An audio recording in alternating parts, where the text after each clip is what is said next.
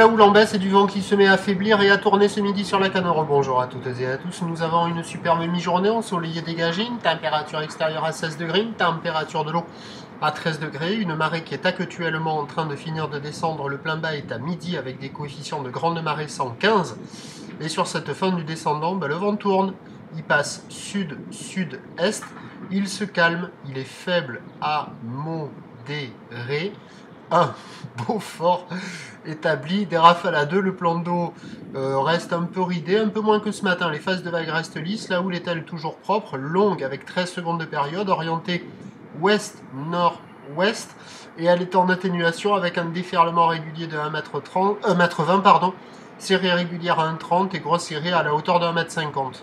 Bon, ça ne fait pas que barrer, hein, comme j'avais anticipé et prévu ce matin, une vague en tandem.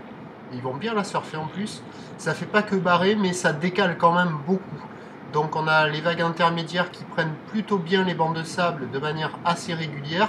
Mais dès qu'il y a les séries, vous allez les voir plus tard dans la vidéo, ça décale beaucoup. Ça fait que quand on regarde la mer, il y a vraiment un ou deux spots où les vagues arrivent quand même à dérouler en décalant un peu, mais il y a quand même des bouts à attraper et on peut aller surfer ces endroits-là. Mais sinon, les autres endroits, on regarde et ça décale, ça barre, c'est irrégulier, c'est pas foufou quoi. Hein. Donc ça marche pas partout, la barre est facile à franchir avec la marée qui est basse. Les vagues sont un petit peu sélectives, mais il y a quand même de quoi glisser. Voilà, il y a un peu de monde à l'eau, ça glissouille, il y a de quoi faire, mais des conditions générales qui sont bien propres, mais c'est pas la perfection. Et encore moins sur tous les bancs de sable. Vous voyez comment ça décale là, c'est hyper rapide. On se dit ça c'est joli, mais hop, il n'y a que des sections, que des sections, que des sections, et il n'y a que la fin de vague, et après hop, la fin de vague, il n'y a plus d'épaule. Donc c'est un peu le schéma là. Dès qu'il y a à chaque fois les grosses séries, ça fait ça, et c'est pas évident. Sinon c'est offshore.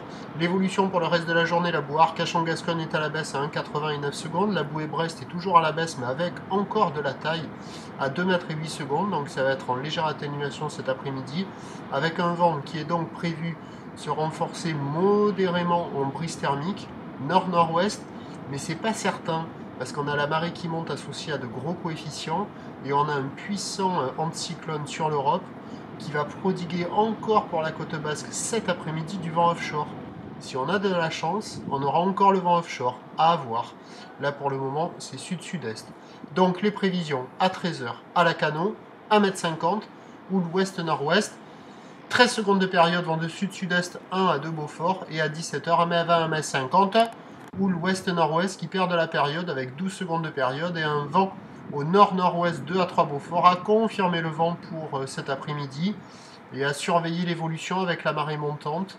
A priori, sauf erreur de ma part, il y a un truc qui est quasiment certain, c'est que ce soir, à la dernière lueur du jour, ou un peu avant, le vent devrait revenir offshore s'il a tourné dans l'après-midi. Donc je vous tiens informé sur l'évolution des conditions sur le 08 92 29 78 73 à 14 h et à 16 h. La bonne journée, merci.